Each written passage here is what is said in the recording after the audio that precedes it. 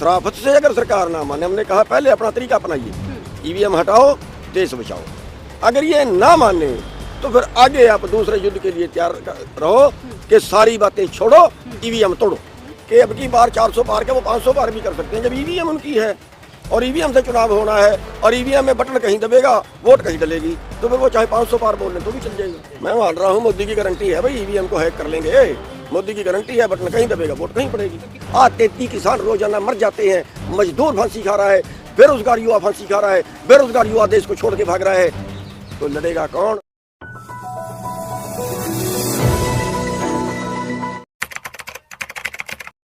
जो ईवीएम का बात है वो बिल्कुल सच है। आज मैंने भी ट्रायल किया है। जो भाई ईवीएम दिखाने के लिए आया था, मैंने 2 बार हाथी का बटन दबाया और उसमें जो फोटो आई वो हाथी की आई। जब उसकी लाइट बंद हुई, लाइट बंद होने के बाद जो पर्ची निकली वो एक पर्ची हाथी की निकली और एक पर्ची कमल के फूल की निकली।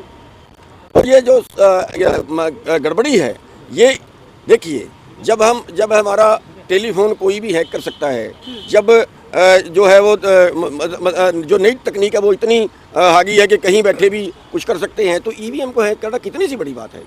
दूसरी बात मैं इसमें ये कहना चाहूँगा कि मोदी जी को क्या इतराज है बेल्ट पेपर से चुनाव करवाने में, क्या नुकसान है वो देश को बताए कि हाँ हमें बेल्ट पेपर से ये खतरा है, वो बताएं। अगर देश की समझ में आएगा, देश नहीं आंदोलन करेगा, हम भी नहीं करेंगे। अगर सुप्रीम कोर्ट के वकील तो निकले ही हुए थे, अब किसान भी साथ में जुड़ जाएंगे इसके? जी बिल्कुल जुड़ेंगे। हाँ। किसानों का जुड़ना इसलिए ठीक है क्योंकि हमारे ऊपर जो अत्याचार कर रहे हैं वो करने के पीछे कारण ये है कि सरकार वोट से डरती है। पहले अत्याचार इसलिए नहीं करते थे कि अगर इन पे अत्याचार किया तो ये वोट नहीं डालेंगे, किसान का बहुत बड़ा वोट बैंक है। अब वोट का तो डर ही नहीं रहा, वोट तो ईवीएम में डालनी है, तो फिर हमें लठ भी मारेंगे, हमें गोलियां भी मारेंगे, आपके सामने ढूंढ रहे हैं, हम भुगत रहे हैं। तो अब साथ में उतर जाएंगे आप भी उनके? जी बिल्कुल साथ में उतरे। लेकिन किस तरीके से, क्या आपका सुझाव रहने वाला है, आप किस तरीके से चीजें करने वाले हैं किसान नेता के? देखिए, ये तो जो भी ईवीएम का आंदोलन चला रहे हैं, जो वो प्रोग्राम देंगे उनके प्रोग्राम को फॉलो करेंगे। हम कोई अपनी तरफ से करने की बजाय फिलहाल हम उनका जो प्रोग्राम है उसको फॉलो करेंगे। आपने एक बड़ा ही अनोखा सुझाव दिया वहाँ पर, आपने बोला कि एक मोर्चा तो चल ही रहा है ईवीएम हटाओ, एक और मोर्चा लेकर आओ, उसका नाम आपने ईवीएम तोड़ो मोर्चा रख दिया। देखिए, ये सरकार शराफत से कहीं नहीं मानती। लोग ईवीएम पे इतराज कर रहे हैं, यहाँ रैली करने लगे तो सरकार ने रोक दिया। क्यों? अधिकार नहीं था क्या रैली करने का? अपनी बात रखने का अधिकार नहीं है, इन्होंने रोक दिया। एक बता रहे हैं कितनी ईवीएम गायब हैं, लाखों बता रहे हैं। क्या भारत सरकार उस ईवीएम को खोज नहीं पाई?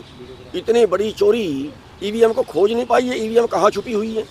और उनका क्या दुरुपयोग होता है? ईवीएम सोने की तो है नहीं, जो किसी ने प्रॉपर्टी के लिए चोरी की, वो तो कहीं दुरुपयोग करने के लिए ही चोरी की, और उनका दुरुपयोग कहीं ना कहीं हो रहा है। और अब क्या इलाज है? शराफत से अगर सरकार ना माने, हमने कहा पहले अपना तरीका अपनाइए, ईवीएम हटाओ, देश बचाओ। अगर ये ना माने तो फिर आगे आप दूसरे युद्ध के लिए तैयार रहो कि सारी बातें छोड़ो, ईवीएम तोड़ो। एक नारा भी लेकर आ गए आप साथ में, तो और क्या करें? और टक्कर मारे इनसे, करें क्या इनका? शंभू बॉर्डर पर जो किसान हैं वो बैठे हुए हैं, वो कह रहे हैं कि एसकेएम पूरा तरीके से समर्थन नहीं मिला, पिछली बार जिस तरीके से समर्थन था। देखिए, उसमें थोड़ी कमी ये रहेगी कि पहले जो सलाह मशवरा जो इकट्ठा होना चाहिए था उसमें कहीं ना कहीं गैप रह गया है, और इसलिए वो आंदोलन जो सभी का नहीं हो पाया। लेकिन उसके बाद जो है वो सभी समर्थन में है, सभी अपने तरीके से आंदोलन में शामिल हो गए। दिल्ली कूच का ऐलान आप लोगों की तरफ से भी होने जा रहा है या नहीं? नहीं, दिल्ली कूच का ऐलान तो जिसका था वही जो है वो जो फैसला लेंगे, जो भी बोलेंगे हम उसको फॉलो करेंगे। चुनाव तो नजदीक है ना सर? मैं ये कह रहा हूँ कि जो आगे लगे हुए हैं, नेतृत्व कर रहे हैं इस आंदोलन का, वो जो लोग फैसला लेंगे हम उसी को फॉलो करेंगे। एक तरफ आंदोलन पर आंदोलन है, दूसरी तरफ मोदी जी का नारा है अब की बार 400 पार। देखिए, हम वही कह रहे हैं कि अब की बार 400 पार के वो 500 पार भी कर सकते हैं जब ईवीएम उनकी है और ईवीएम से चुनाव होना है और ईवीएम में बटन कहीं दबेगा, वोट कहीं डलेगी, तो फिर वो चाहे 500 पार बोल लें तो भी चल जाएगा। गारंटी बता रहे हैं ना, वो हमारी गारंटी चल रही है। मैं मान रहा हूँ मोदी की गारंटी है भाई, ईवीएम को हैक कर लेंगे, मोदी की गारंटी है, बटन कहीं दबेगा, वोट कहीं पड़ेगी। सर, किसान नेताओं को हिरासत में जो जिस तरीके लिया जा रहा है और तमाम तरीके से कार्रवाई चल रही है, मुकदमे लादे जा रहे हैं, इस तरीके से देखिए, मुकदमे तो पीछे भी इन्होंने हरियाणा में 50,000 लोगों पे मुकदमे दर्ज किए थे, मेरे पे ही 100 मुकदमे से ज्यादा थे, फिर क्या फांसी टांग लिया? सर, ईवीएम को चुनाव आयोग हटाएगा, सुप्रीम कोर्ट हटाएगा, लेकिन आम आदमी क्यों कर रहा है इस पे आंदोलन? अरे बाप रे, अरे नुकसान किसको हुआ? सुप्रीम कोर्ट को हुआ या चुनाव आयोग को हुआ? नुकसान किसको हुआ? नुकसान हुआ आम जनमानस को।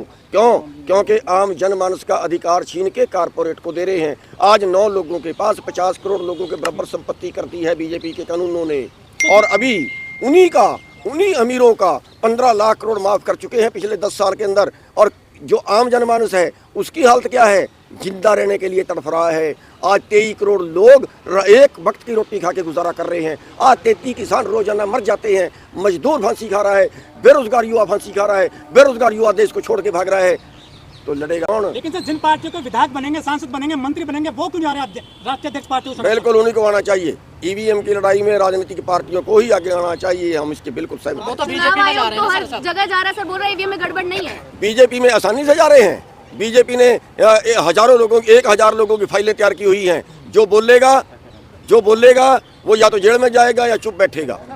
वो जो है जबरदस्ती मिला रहे हैं, शिकंजा कसते हैं कि भैया आपके ये गुनाह है आपका, या तो आप जेल में जाएं और या बीजेपी ज्वाइन करें। आप बीजेपी ज्वाइन करोगे तो आपको ये लालच भी दे दिया जाएगा, तो फिर भाई वो लालच में चला जाता है। जो वकील है वो ईवीएम की लड़ाई लड़ रहे हैं, वो तो कोर्ट में अपना केस डाल सकते हैं ना। उन्होंने डाला हुआ है, कोर्ट में केस डाला हुआ है, लेकिन कोर्ट जो है वो फैसला करते करते हो सकता है वो टाइम लगा दे। लेकिन लोकतंत्र की जो आवाज़ है वो तो सरकार को सुननी होती है। ये कोर्ट जो है वो बने हुए कानून पे काम करता है। कोर्ट ठीक काम कर रहा है, हमें कोर्ट पे किसी तरह का डाउट नहीं है, लेकिन इसके लिए तो कोर्ट में जाना ही नहीं चाहिए, सरकार को ही कर देना चाहिए। लेकिन क्या संभव है सर 2024 के चुनाव से पहले ईवीएम बंद हो जाना और बैलेट पेपर वापस आना? समय काफी कम रहेगा। क्यों, क्या करना है उसमें? बैलेट पेपर छिपवाने में नहीं छपेंगे क्या इतनी देर में? क्या करना पड़ेगा मेरे को बताइए, अलग से क्या करना पड़ेगा? बैलेट पेपर छिपवाने आंदोलन इतना बड़ा बन मैं ये पूछ रहा हूँ कि इस चुनाव में नहीं हो सकता, इसके लिए क्या करना पड़ेगा? क्या दिक्कत है? बैलेट पेपर छिपवाना बस। पहले मानना तो पड़ेगा सर, चुनाव आयोग तो बोल रहा है कि कोई गड़बड़ी नहीं है ईवीएम। चुनाव आयोग किसका है? चुनाव आयोग किसका है? चुनाव आयोग बीजेपी का एजेंट बन के रह गया है। आजाद संस्था नहीं बची है, और बीजेपी ने शिकंजा ऐसा कस दिया है कि जो सरकारी संस्थाएं हैं उनसे ये अपनी मर्जी से काम ले रहे हैं, अपने आदमियों को एडजस्ट करके। तो कैसे होगा फिर ईवीएम बंद? नहीं, हमारा आवाज उठाना फर्ज है, उठाएंगे। कैसे होगा क्या? अब वो तो ऊपर वाला राकेश टिकैत नहीं दिखाई दे रहे हैं आपके समर्थन में खुल करके।